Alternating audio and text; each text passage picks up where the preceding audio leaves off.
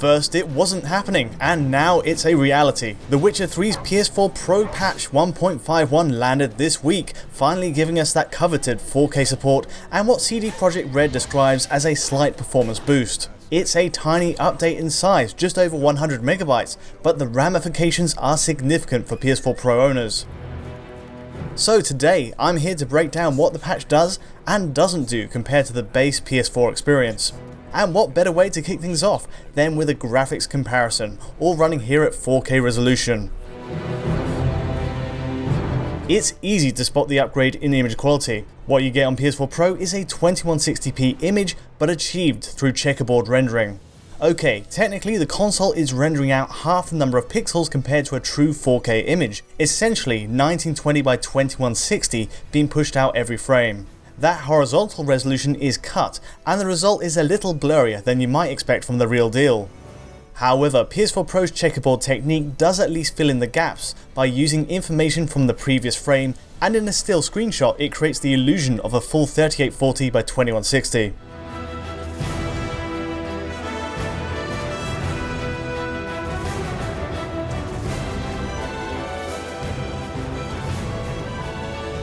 CD Projekt Red goes well past my expectations for this patch. The end really justifies the means in this case, and PS4 Pro looks visibly sharper and cleaner than a regular PS4 image at a native 1080p.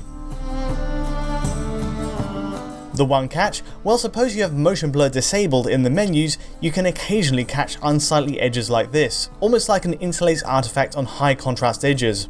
That said, it's still a challenge to spot this in motion, and the sample and hold technique used on most LCD panels disguises the checkerboard patterns in motion anyway. Either way, I'd recommend keeping motion blur enabled just in case. The other good bit of news here is PS4 Pro users hooked up to 1080p screens also benefit. You just get that same higher resolution 4K checkerboarded image super sampled down to your display, and it really looks great. In fact, a standard PS4 looks almost raw by comparison and lacking in anti-aliasing on foliage elements, which this patch cleans up beautifully on Pro.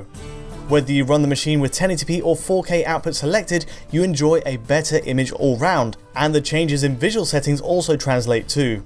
The drawback is frame rates are affected, as I'll cover later in this video, and there's no way to sidestep that if you're playing on PS4 Pro. Before that, it's worth pointing out the visual enhancements The Witcher 3 gets on PS4 Pro. First off, Ambient Occlusion is improved on Sony's more powerful machine. The standard PS4 relies on screen space Ambient Occlusion, a primitive form of shading that you can see flicker around the grass patches here. Now at launch, PC offered better alternatives including horizon-based Ambient Occlusion, a more refined flicker-free approach. And so that's what we appear to get on PS4 Pro with the patch installed. PC's better HBAO setting, giving subtler, more realistic pockets of shade. On first glance, it's easy to think Ambient Occlusion is stripped out on PS4 Pro, but make no mistake, we're getting a more taxing higher resolution form of the effect. A telltale sign is the faint white halo effect on PS4 Pro when characters walk past these shaded areas, far less noticeable than the heavy implementation on a standard PS4, but still telling that a form of AO is still engaged. It's a surprise then that PS4 Pro not only gets a doubling in pixel output compared to a base PS4, but also PC's higher grade AO setting thrown in as a bonus. The next PS4 Pro upgrade is in texture filtering. Now if you remember, the standard PS4 and Xbox One fall far short of PC's top 16 times anisotropic filtering setting, and PS4 Pro simply wouldn't look great on 4K screens with a similar low preset. CD Projekt Red makes the right call here with this Pro patch, and you get a setting close to 16 times AF on PC. Check out the execution block to the left here, and surfaces at tight angles are nicely cleaned up. It suits PS4 Pro's high resolution output, and anything less would have stood out. But that's the extent of the upgrades. As you can see, draw distances are exactly as they were. Shadows fade in across the wall here at the same time, and the resolution of these shadows is identical too. Equally, if we move into detailed areas like Novigrad city centre, objects fade in at the same distance thresholds too. Between PS4 and PS4 Pro, you're not getting any monumental leap in settings here, and all the extra GPU speed and bandwidth is clearly partitioned for hitting a higher resolution. It's still not a bad turnout at all. An overview of the Novigrad area shows PS4 Pro inherits most of the standard PS4 settings. Those boosts in ambient occlusion and texture filtering are nice surprises overall, and presented at 4K with checkerboarding, it's easily one of the better Pro upgrades I've covered.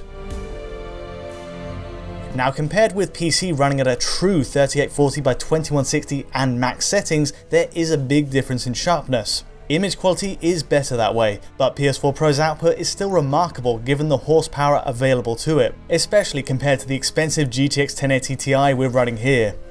PS4 Pro's visual settings do fall short though. If I freeze this frame of a log up close, clearly the PC's top texture setting isn't being used on PS4 Pro, and we're getting the same assets as a regular PS4.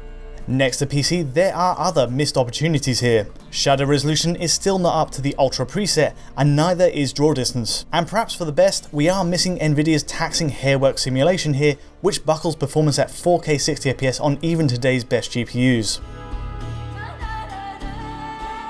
All these extras are left on the table, and it makes you wonder if any of these will make it for the game's Xbox One X support down the line. We'll have to wait and see, but for now, PS4 Pro hands in the best looking console version by quite a margin, even if it falls short of PC's best.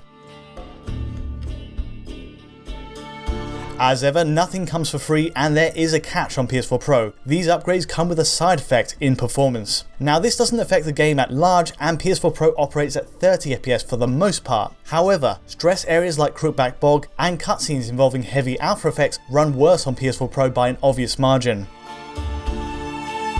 Take this Crookback Bog test as an example, and we're looking at a divide of up to 5 frames per second. That's 25fps on Pro versus 30fps we get on a base PS4. Running through alpha heavy marshes at speed, PS4 Pro is clearly struggling to resolve double the pixel output of a regular PS4 with these effects overlaid. The net result is a consistent gap across this stretch, and even arriving to the town at the centre, it continues to run at around 25fps. This is a worrying turn, because as of patch 1.31, this area ran fluidly on all PS4 machines, but now we have a step back. The other frustration is there's no way to avoid these drops on PS4 Pro by simply switching to the 1080p output mode. Given its super sampling from 2160p with the same effects, the rendering load is the same either way. Put into example, running at 1080p gives the exact same 25fps reading as PS4 Pro's 4K output, leaving a big gap in performance compared to the weaker standard PS4. It's clearly the price of increased resolution and effects, but again, it's only these intensive cutscenes that reveal it. But there is an upside too. CPU intensive areas like Novigrad actually run better on PS4 Pro.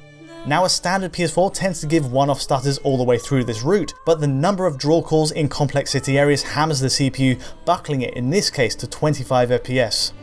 Too many objects in one place makes the console more apt to big frame time hitches, but by comparison, PS4 Pro gets away with a smooth 30fps output.